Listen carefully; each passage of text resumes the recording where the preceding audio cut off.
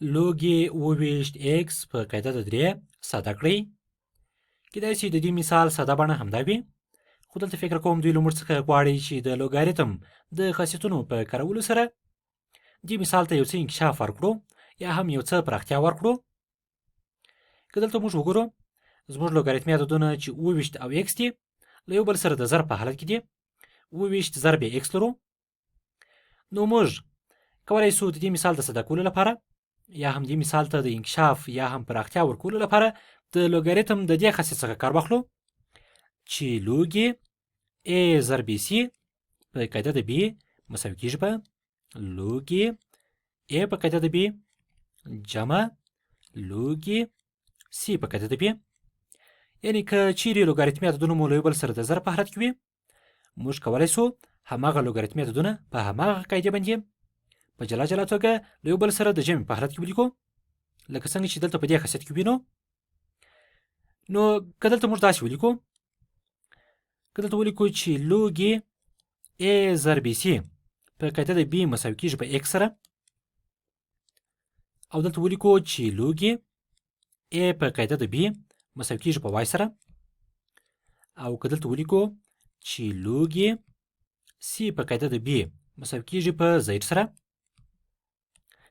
کولی شو دا حالت په توان کې په دې شکل ولیکو چې b په توان د x مساوي کیږي په a ضرب c سره، او دا حالت به په توان کې داسې ولیکو چې b په توان د y مساوي کیږي په a سره، او دا حالت به په توان کې به داسې ولیکو چې b په توان د z مساوي کیږي په c سره. دا حالت او دا حالت له یو بل سره یو شان دي. دا حالت او دا حالت له یو بل سره یو شان دي، او دا حالتونه له یو بل سره یو شان دي. اوس که دلته ولیکو چې b په توان د x مساوي کیږي په، ګورئ دلته موږ a لرو، a مو دلته مساوي کیږي په b په توان د y سره، نو دلته به ولیکو b په توان د y ضرب a، او دلته c لرو، c مو دلته مساوي کیږي په b په توان د z سره، دلته به ولیکو b په توان د z. ګورئ دلته د توان لرونکو عددونو ضرب دی، قاعدې مو مساوي دي، د مساوي قاعدو څخه یوه قاعده لیکو، توانونه جمع کوو، یعنی b په توان د y جمع z. نو اوس به دلته ولیکو چې b په توان د x مساوي کیږي په b په توان د y جمع z سره.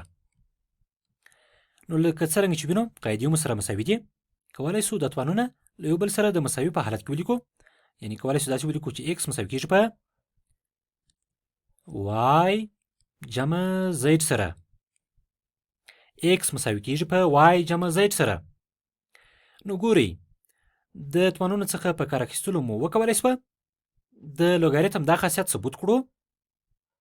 نو پوهیږو چې نو داسې وایو چې لوګاریتم او توانونه له یو بل سره ډېرې نږدې اړیکې لري، او داسې وایو چې لوګاریتم او توانونه له یو بل سره ډېر تړاو لري. نو اوس کولی شو دې مثال ته د لوګاریتم د دې خاصیت په کارولو سره انکشاف یا پراختیا ورکړو. دلته به ولیکو چې لوګي 28 ضرب x په قاعده د 3 به مساوي سي لوګي 28 په قاعده د 3 جمع لوګي x په قاعده د 3. لوګي 28 په قاعده د 3 څو کیږي؟ لوګي 28 په قاعده د 3 څو کیږي؟ یعنی د 3 مو په کوم توان لیکلی دی چې 28 سوي دي؟ 3 مو په کوم توان لیکلی دی چې مساوي سوي دي په 28 سره؟ 3 په توان د 3 28 کیږي، یعنی د دې لوګاریتم ځواب مو 3 دی. نو داسې لیکو چې لوګي 28 x په قاعده د 3 مساوي کیږي په د دې لوګاریتم ځواب مو 3 دی. 3 جمع لوګي x په قاعده د 3 به خپله ولیکو. لوګي 28 x په قاعده د 3 ته مو د لوګاریتم د دې خاصیت په کارولو سره انکشاف ورکړئ یا پراختیا مو ورکړه، مساوي سو په 3 جمع لوګي x په قاعده د 3 سره.